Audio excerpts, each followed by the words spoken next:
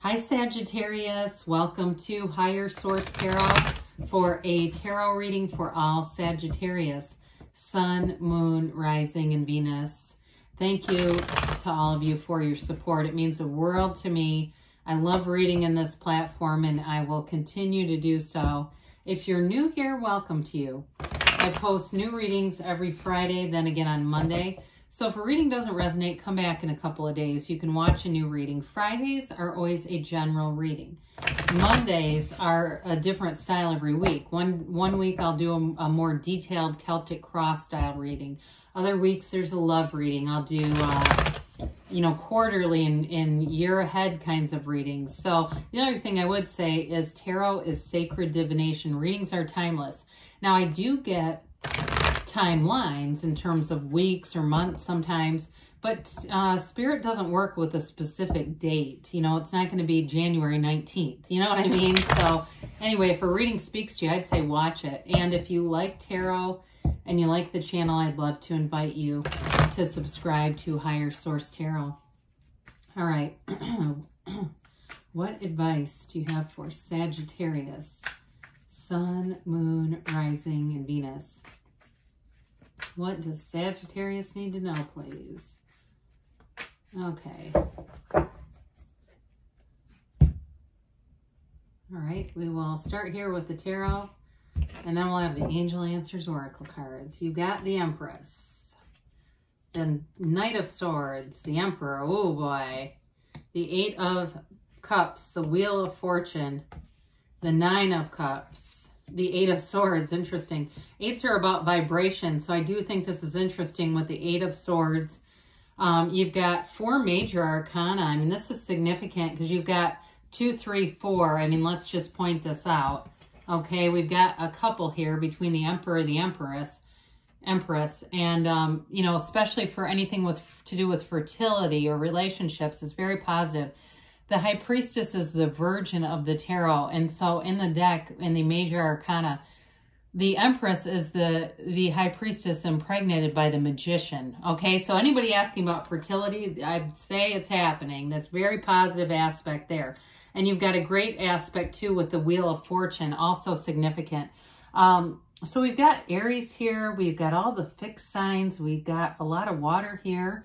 We do have air here too. All right, so with the Empress, it's growth and expansion. She's ruled by love. I mean, there's definitely an energy of love here, of expansion, of depth, of even a search for deeper meaning. There's something very passionate here, whether it could be career for some of you. You've got a great love reading, but if it is a love family kind of reading, but if it is career for you too, I do feel like you're going towards your passion. You're going towards your dreams. So if you're in one career and you're contemplating a change because there's this burning desire and you know it's your gift, go for it. You know, they're telling you it's like time to mix it up, time to change. And so with the Empress, she doesn't overthink, which is kind of interesting because you have a balance here. So if it's a relationship too, it also can be that balancing each other out. So she's very carefree, very spontaneous.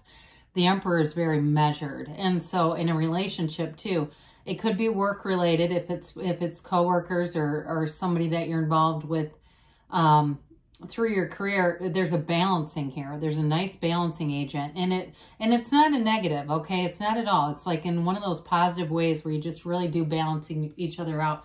I have to point this out again. I'm sorry, I should have done this the first time. So you see here, we've got the pool of consciousness. It runs down the card of the Empress into the Emperor, and it starts here with her robe, okay? She starts that pool of consciousness, the seat of the soul. Sorry about the way I'm holding her. Seems rather rude to put my thumb right over her face, dear Lord. But anyway, so I just want to point that out because you have that several times, and what I feel like they're trying to tell you is meditate, quiet your mind. Allow yourself to open up to possibilities. Allow yourself to be anything, Sagittarius. Now, the Knight of Swords are all about seeking the truth. So I do feel like you get some clarity, you get some information but I do feel like in this particular reading, I don't feel like this is aggressive as much as it's passionate. It's that drive. It's that insatiable drive to move forward. So I don't, he can be aggressive, but I just don't get that here with the other cards. I feel like, again, it's just more that inspired energy and that feeling like it's unbridled. We can say unbridled passion. That sounds kind of cheesy, but what I mean by that is it's like this feeling of this strong desire that you just kind of can't quiet. It's like, I have to go with this. I must do this thing. So with the Emperor, I mentioned before, he's about measurement. He's about intellect. You have a very nice balance here between using your intellect, but also blending with your spirituality. And so he kind of comes in to tell us not to, to allow ourselves to become completely illogical. Sometimes we can get rather esoteric, but we still have to pay the bills, right? And so he is the architect of the universe.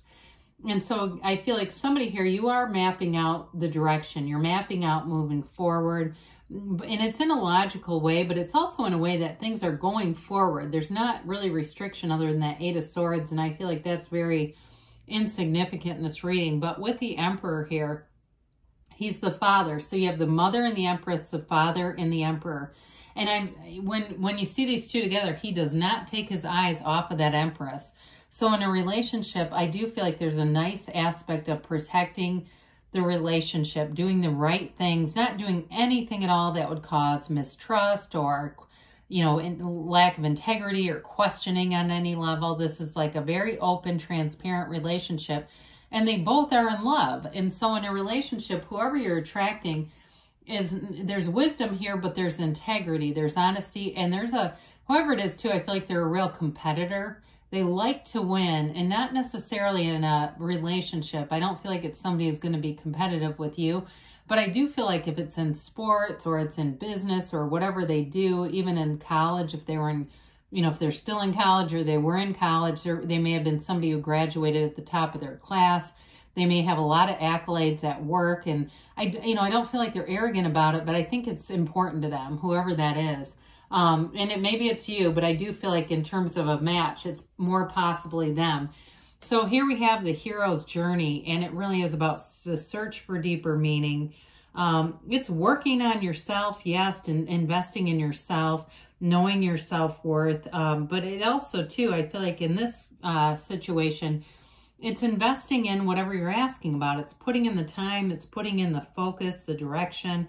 There's a pursuit of passion here. There's a pursuit of the best, and it's yours for the taking, and you're on the right path. I feel like it's that kind of card where they're telling you just to keep going forward. You are on the right path.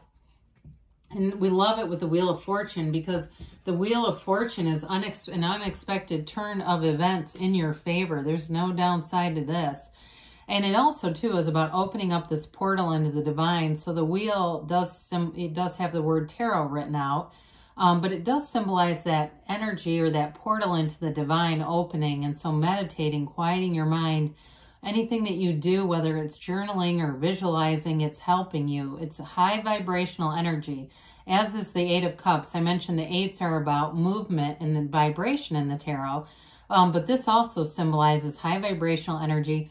But one thing I do like about it is you still have enough balance over yourself that it doesn't get so much momentum that it becomes overwhelming. It may kind of take you by surprise at first, especially if you're sitting here going, look, I am single. I have no idea who this could be. It may be one of those things that picks up very quickly. You're in the right place at the right time, and your energy is aligned, because who you are seeking is available right now. They don't have to be born. They don't need to be dropped off by a UFO. It's just energy. And it's all about aligning, like feeling that love, feeling the security, because there's a very secure relationship here. And so with this too, I mentioned money aspects are really good. So anything, if you decide it's time for me to move forward and make some changes in my career, this is like all the right elements coming together. And so really with the Wheel of Fortune, I mean, you'd have to be really intentionally resistant to not have that affect you in a positive way. Nine of Cups, wish fulfillment here. We love the Nine of Cups. He's proud of his achievements. And I feel like for some of you, it's really about that feeling like, yeah, this is it. This is the relationship I wanted. Everything's moving forward. Again, you've got great aspects for fertility here. And so some, it may be about being proud parents and feeling like, or even if you already have kids, watching your own kids come into their own and saying, I've raised some very fine individuals here. Take credit for it. It's not that easy in this day and age. But with this Nine of Cups, it's definitely satisfaction. It's feeling the love. It's reciprocity. So people around you appreciate you as well. Eight of Swords, we talked a little bit about this. It's an energy of being stagnant. It may just be an indication, those of you that are needing to or feeling this urgency to move forward, they're telling you it's time to mix it up. It's time to get out there. It's really about, if you don't want to be stagnant, start making some actions. Because she has that as an option, but she is in the self-imposed prison. So it's time to be done analyzing and thinking too much and start taking some action. And so with the High Priestess here, this is the card of the Psychic. And it is a card, too, of bringing in balance, okay? It's bringing in balance. It brings in protection.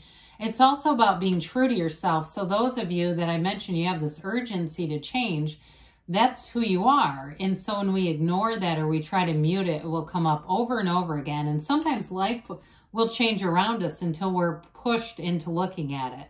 And so with the High Priestess, it's a card of analysis, yes, but I do like it that you have some action energy or some encouragement to take action.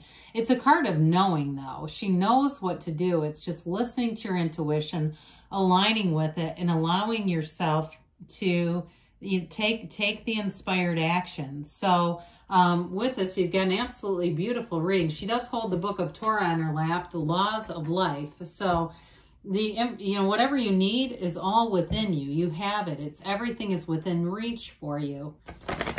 What a beautiful reading, Sagittarius. I love this. All right, let's see here about, again, we do have timelines. I don't want to say that there's no timelines. It's just not specific dates. I just try to stay away from that. I mean, we're talking about spirit. They're not worried about, what's on the calendar. No need to worry, okay? So everything is moving forward here for you. You've got meditation brings answers. We said that too, didn't we? It's all about allowing that mind to quiet so that the inspired actions can take place. Trust, okay? So trust that the universe is always interacting with you, and you get what you can receive. The universe will communicate with you on the level that you can receive it. They say within the next few months. And you've got a yes. So good things are on the way for you, Sagittarius. I love you, and I'll be back again soon.